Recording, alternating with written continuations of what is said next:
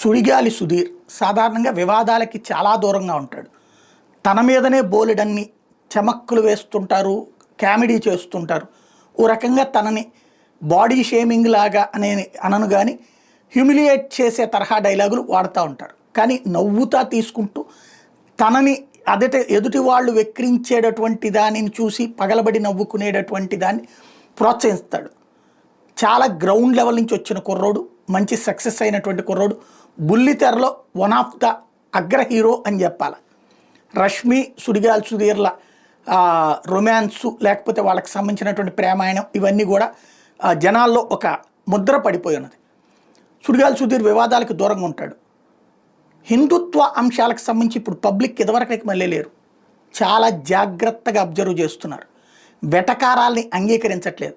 ఆ మధ్యన non controversial అమ్మాయి ఏదైతే గట్టిగా